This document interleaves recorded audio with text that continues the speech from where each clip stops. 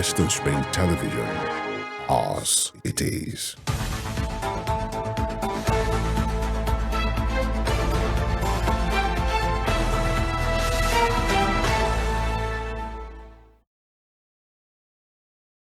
Good morning, Nigeria. Good morning, world. Thank you for joining me today and joining us on Morning Spring, your daily program where we talk about everything that has to do with the betterment of this great nation called Nigeria. Having frank and authentic conversations about different issues, speaking to stakeholders, all geared towards making this nation the kind of nation that we, you and I, are all proud of. And these is what we do here at this time. Femi Ojo is my name. Of course, you're joining us on WSTV, Western Spring Television.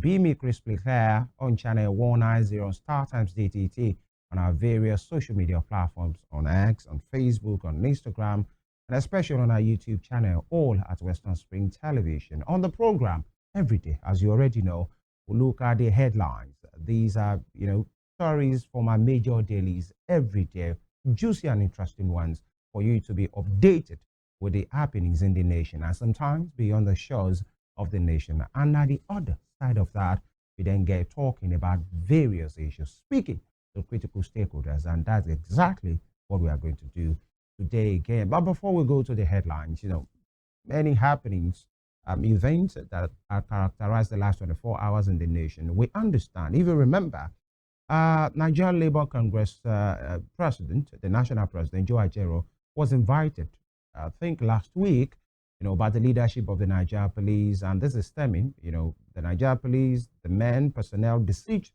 the NLC house like 2 weeks ago. And there was a bit of dida back and forth on why the Nigeria police went there. And they said they can always go in national interest to anywhere they deem fit. That doesn't mean there is a premeditated or, dishonorable motive to that. After that clarification, they invited the Nigeria Labour Congress leader, president rather, that's Joe Ajero, and he said they couldn't honor that invitation at that time through his lawyer, Falana Chambers. And today, August 29, is the day that he has given to be there. And so the Nigeria Labour Congress, they have activated, triggered all their state affiliates, the leaders to come to Abuja and join the Labour leader. And one might want to say, what is happening? It's just an invitation. If you have nothing to hide, why trigger and activate and invite all the state affiliate unions leaders to join you? To do what exactly? You are the one that has been invited. And if actually you are clean, just go there with your lawyers. But it's like many persons are saying, this is not just a blackmail, because they have been saying, the Labour community has said, if their leader, who is going to the force headquarters today, is detained, they might activate a strike action. And Nigerians are saying, what for? You can't blackmail, the security operations from doing what they have to do. But then, he has his lawyers. They know what to do. By the way, he's being represented by Falana Chambers. So we wait to see what happens. If it's in the national interest that he has been invited, he has some clarifications to do. But then, we'll stay on the matter, but we'll go on this quick break right now. When we come back, we'll speak to issues via the major dailies that we have today. It's the Morning Spring on Western Spring Television. Stay with us.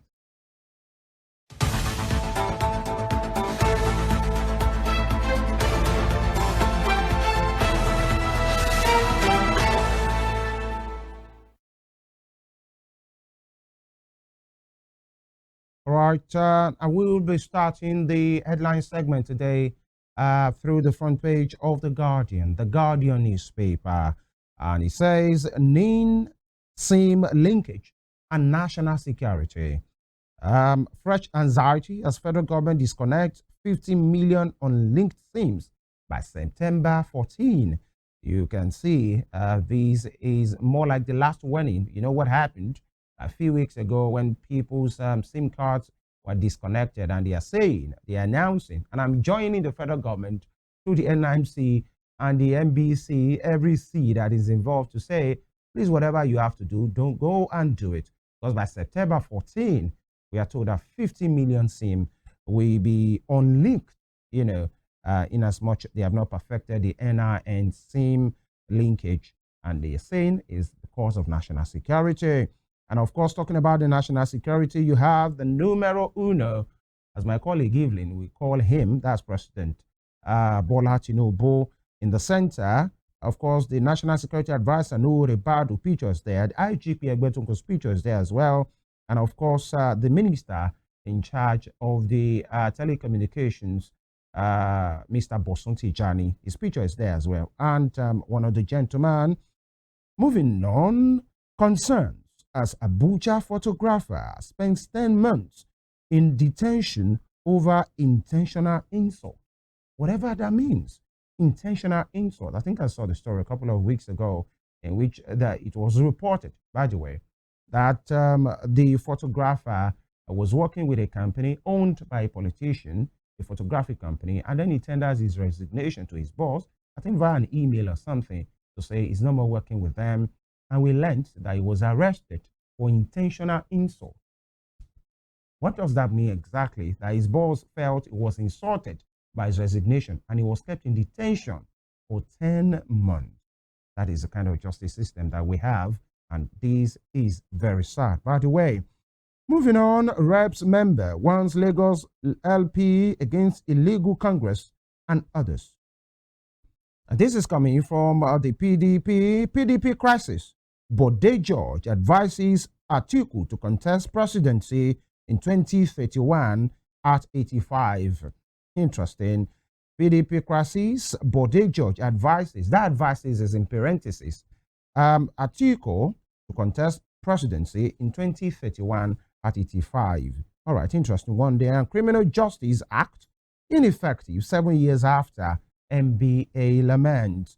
And Afenifere 6 Regional NYSC Enforcement of Terrorism Prohibition Act.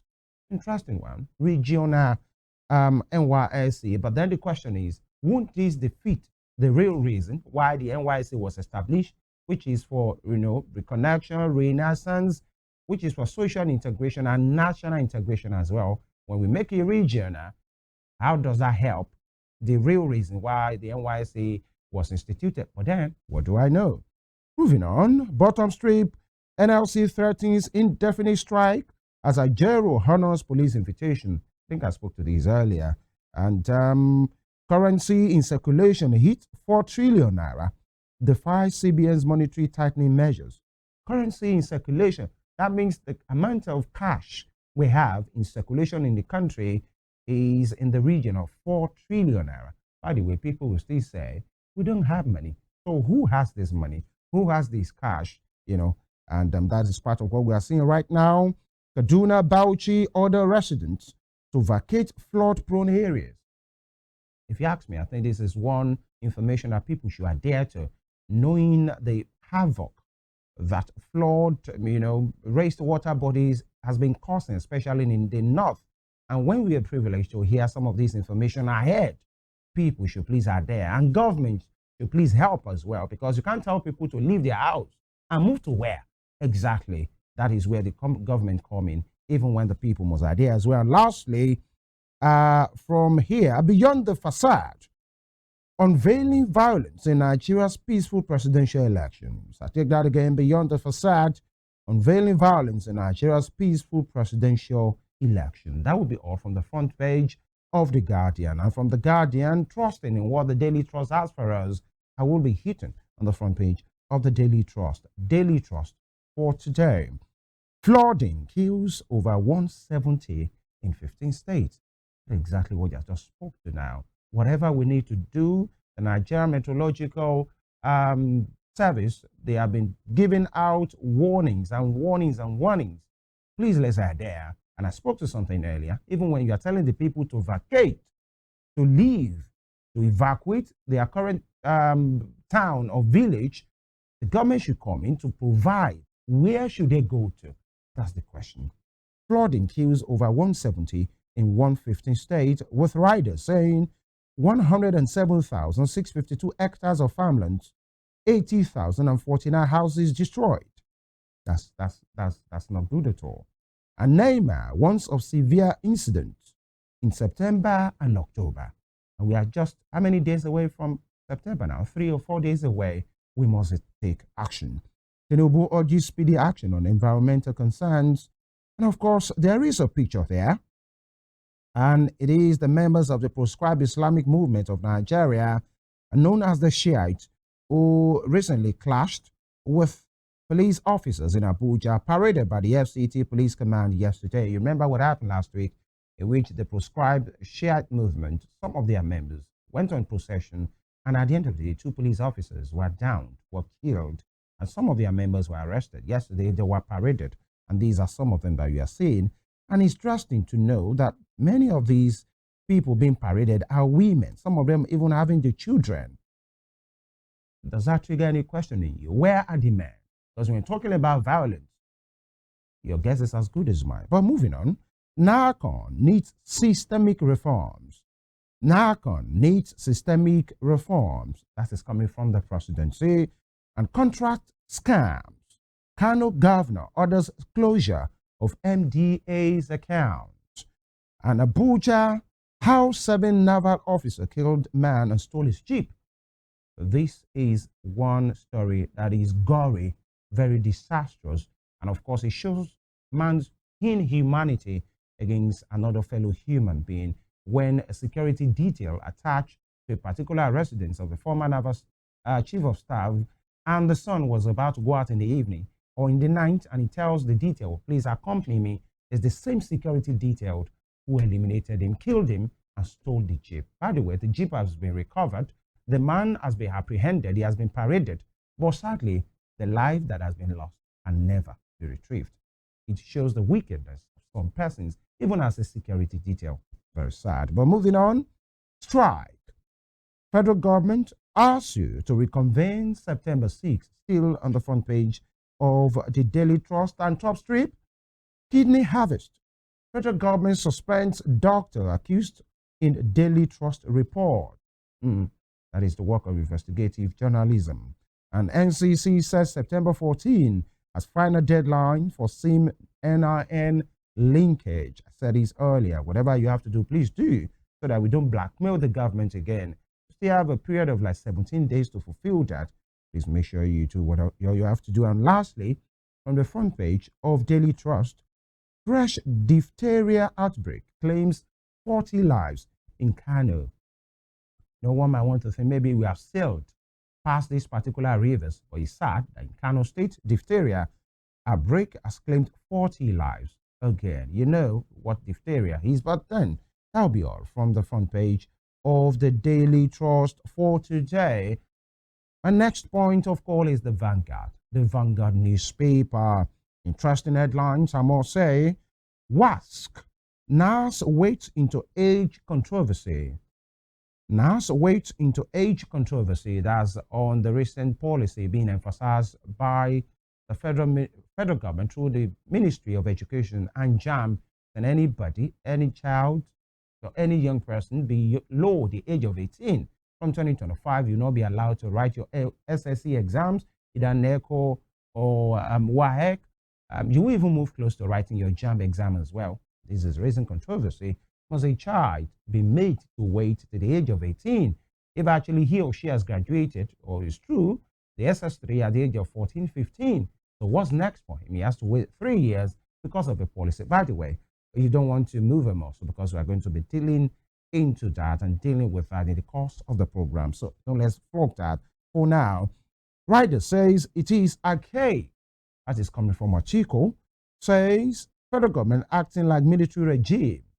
Right, federal government's declaration unacceptable and draconian. That's coming from some CSOs, and it will lead to capital flight. Done. And we will subject it to public hearing. That is coming from the Senate.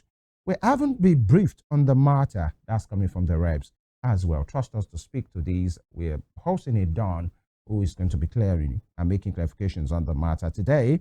And at his 14th anniversary, there's some gentlemen and ladies there. Quickly, because of time, Nigeria. Interpol arrest over 300 members of Black Axe criminal group. That's on security and finance as well. And South African billionaire John Rupert overtakes Dangote as Africa's richest man. Oh, wow. Okay.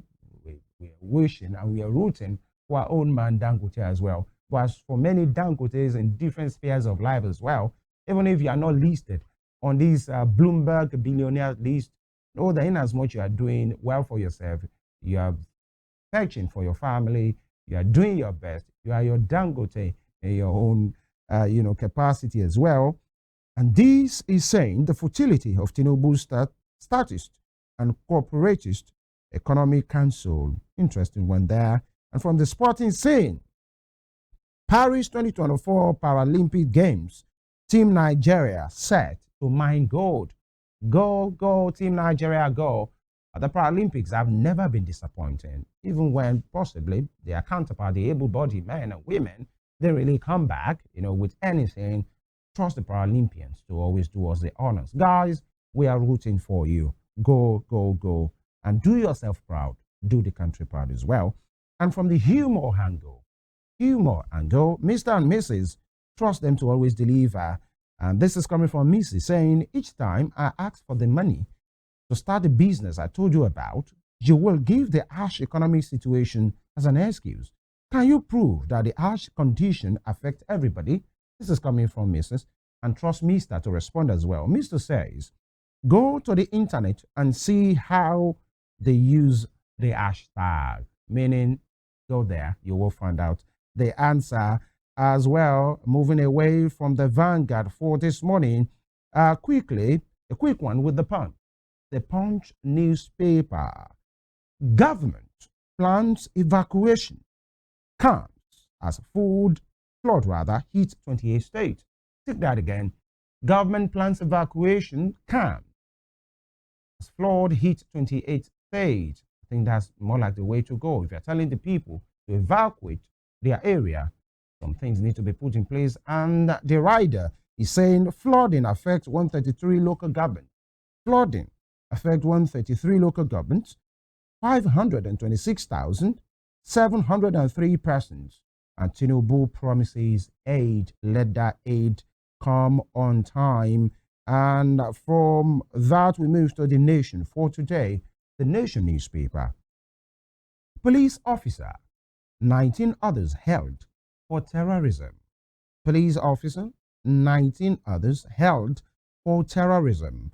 And with this rider, how ASP, other suspect, abet Boko Haram and bandit ISWAP by DIA. All right. Again, our ASP is the Assistant Superintendent of Police. Other suspect abet Boko Haram, bandit, and ISWAP. And that is coming from the DIA. And this is very disappointing, if you ask me, that this suspect, a serving ASP, not a retired, has been alleged, to be aiding not just Boko Haram. He has been in the bandit. He and others as well have been aiding, ISWAP, and is still, and others, that particular person still on the payroll of the federal government of Nigeria, serving as a security personnel. The question is, how many of these individuals do we have in service who possibly will have information and they will be divulging this information to these criminals, terrorizing the people he supposed to be protecting?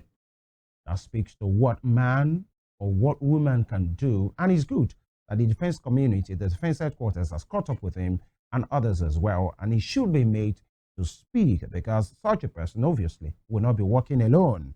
Top strip of the same Nation newspaper. Ajero, NLC directs members to converge on police commands. Again, Ajero, NLC direct members to converge on police commands. We'll get to see how this pans out today.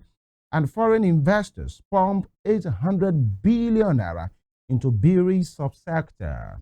Again, foreign investors pump 800 billion naira into breweries subsector. And Atiku should wait till 2031 to run, says Bode George. If you ask me, I think I can smell some sarcasm here to say wait till 2031 rather, when you'll have been 85 for you to run. That's coming from an Edo State man in his own right, Bode George, a PDP chieftain. And this says why Hatch Commission must be reformed. That's coming from the presidency.